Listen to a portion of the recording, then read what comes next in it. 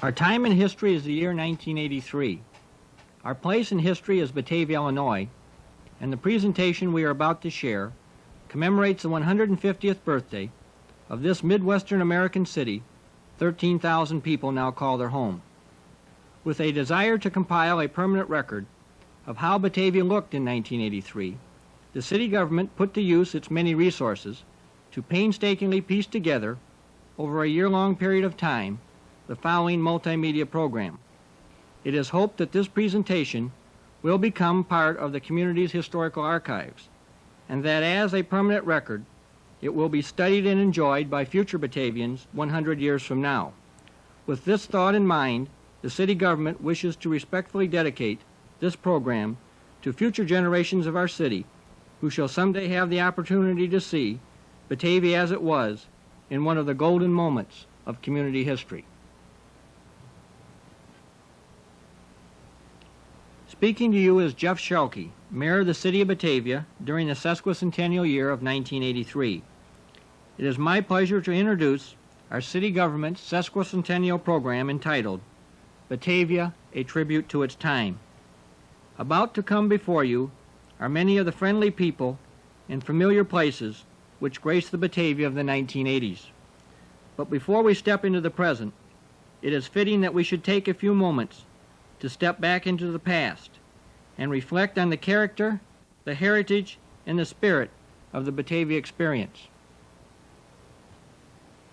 The Bible's book of Ecclesiastes shares the thought, "To everything there is a season, and a time to every purpose under the heaven." For Batavia, Illinois, its time of purpose began in the year 1833. This was a time when picturesque Indians under great chiefs like Wabansi, depicted in this early artist sketch, roamed the woods and the prairies of northern Illinois. It was also a time for a daring pioneer named Christopher Columbus Payne to forge westward from the new settlement at Naperville and to build a log cabin very similar to this one at a wilderness point on the Illinois map, which was later to be given a name from the Dutch language meaning fair meadows and pronounced Batavia. After Payne blazed the trail, scores of ambitious settlers followed, and development of the newly founded town spurred forth. From the banks of the Fox River and up both the east and west side hills of the community's main thoroughfare, named Wilson Street in honor of Judge Isaac Wilson, a native of Batavia, New York, who had titled the new Illinois community after his former hometown, the new Batavia took on growth and identity. The early Batavians who scratched out a record of community achievement were as a diverse and talented a lot as had gathered anywhere in the founding story of America.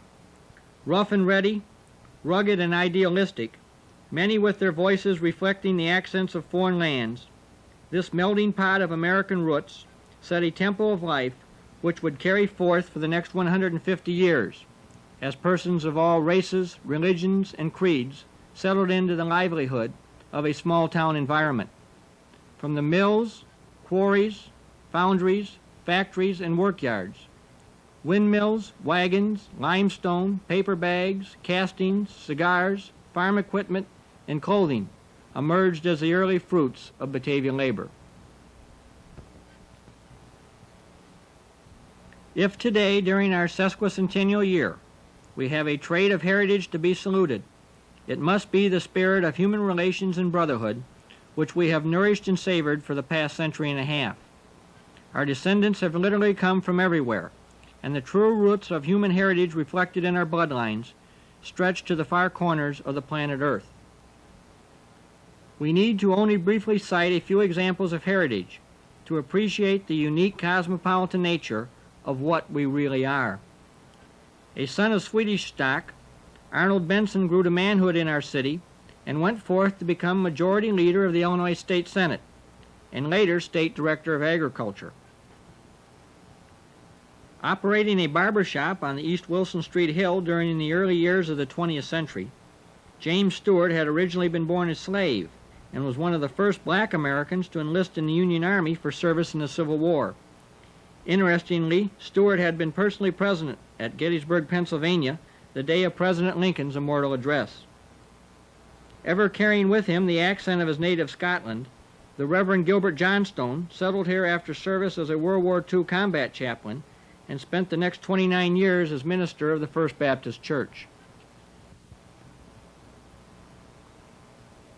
An aggressive and inventive electrical industry pioneer who did not start his own company until age 45, William Carlisle Furnace moved his small electrical components plant to town from West Allis, Wisconsin in 1940 and proceeded to build one of the nation's leading electrical firms. A literal legend of their own time, a whole family of Gustafsons, Alice, John, Arnold, and Dr. Lucille, not only helped to personally record community history, but made a fair share of it themselves along the routes of life.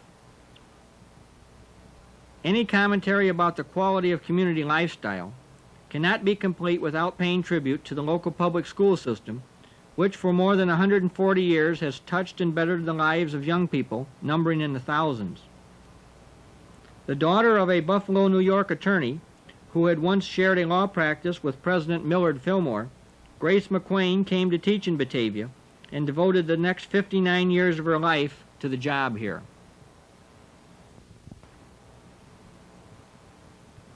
A direct descendant of pioneers who traveled westward from New York State by covered wagon in the 1840s, Louise Condy White took her role as a teacher and principal seriously and ended up working 29 years among the children of Batavia's East Side. Coming from a family who believed very strongly about the virtues of education, Alice Gustafson fulfilled her ambition to teach our children and lived to see her name grace a Southwest Side elementary school. John B. Nelson, another patriarch of local education, spent 26 years leading the Batavia school system and saw his life's work honored when a Southeast Side elementary school took his name. Dr. Howard C. Storm, long regarded as a pioneer amongst educators, left such a strong legacy for excellence in town that 40 years after his departure, the community's 5th elementary school was named in his honor. Beyond its special traits of inner strength, there has existed throughout Batavia history an almost inherent community instinct to rub shoulders with the famous and the legendary of the times. The pages of history lead us to believe that a young attorney named Abraham Lincoln was a frequent visitor in town, stopping to see his friend, Judge Samuel Lockwood, at the judge's home on South Batavia Avenue. Following the death of President Lincoln, his wife, Mary Todd, stayed in 1875 for a brief period of time at Bellevue Place Sanitarium on South Jefferson Street. And on a cloudy October afternoon in 1960, presidential candidate John F. Kennedy addressed Batavians from his campaign motorcade with the steeple of the United Methodist Church silhouetting his left shoulder. Our city's inherent instinct to share a role in greatness was perhaps best illustrated with man's first landing on the moon. It was inside this building complex, which in 1983 the city of Batavia renovated as its new municipal government center, that in 1965 a then local industry named DK Aerospace manufactured the flex lines later used to move fuel through the Saturn rocket, which took the United States and the first men to the moon in 1969. Beyond the limits of our creative technology, our human roots also reached the moon that year, when astronaut Neil Aldrin became one of the first 2 men to land on the lunar surface. Batavia's heritage walked with him, as it was Aldrin's grandfather, the Reverend Fay Arnold Moon, who had been minister of the United Methodist Church here between 1915 and 1917, prior to accepting a post as a World War I Army chaplain.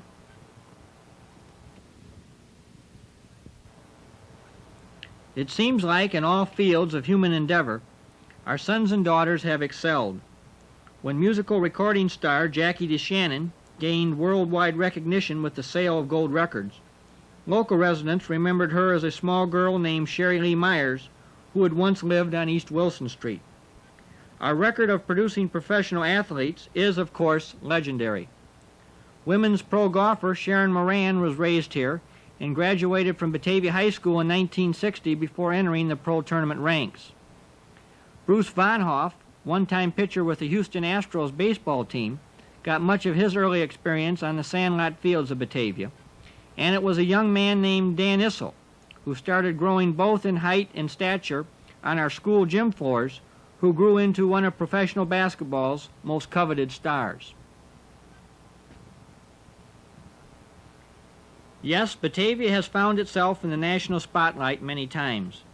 During the Super Bowl of professional football in 1982, it was Ken Anderson's role as quarterback for the Cincinnati Bengals that brought his picture to the cover of Newsweek magazine and the name of his hometown national prominence. And while talking about our city on the front cover of magazines, no historical sketch would be complete without mention of the Batavia painting of paintings, John Falter's ice skating scene from our river pond, which highlighted the front cover of the Saturday Evening Post on January 11, 1958. Without a doubt, Batavia over the years has made an impressive name for itself. From the time we won the 1912 Illinois State High School Basketball Championship to the appearance of scenes from our city in the Academy Award-winning movie Harry and Tano, starring actor Art Carney, we have continually shared in the limelight.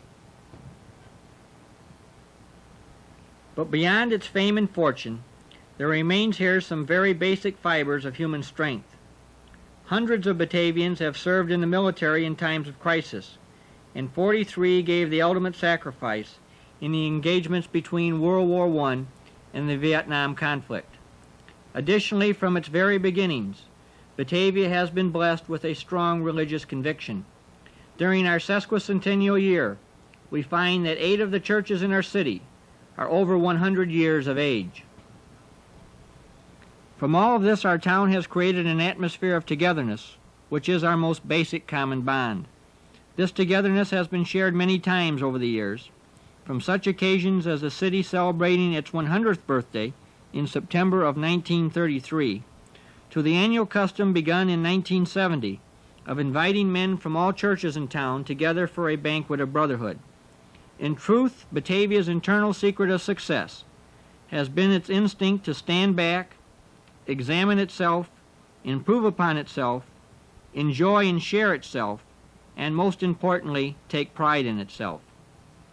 As we commemorate in 1983 the 150th birthday of the community, it is most important that we pay tribute to those people who presently make our home the grand place to live that it is. These are the people who carry forth the fond traditions, the age-old customs, and share in the pride one feels when you say you are from Batavia, Illinois. In salute to our 150th birthday, we are now pleased to share with you Batavia, a tribute to its time.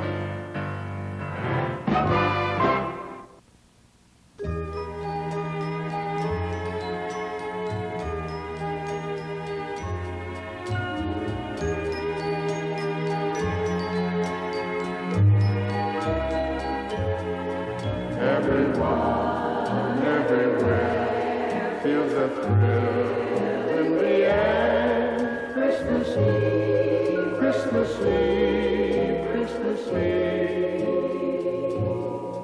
All the streets snowy white as we sing silent night on this holy holiday. All the kids are so good, go to bed and they should. Mustn't take any chances tonight. They will sleep with a smile as they dream all the while of the gifts they'll receive Christmas Eve.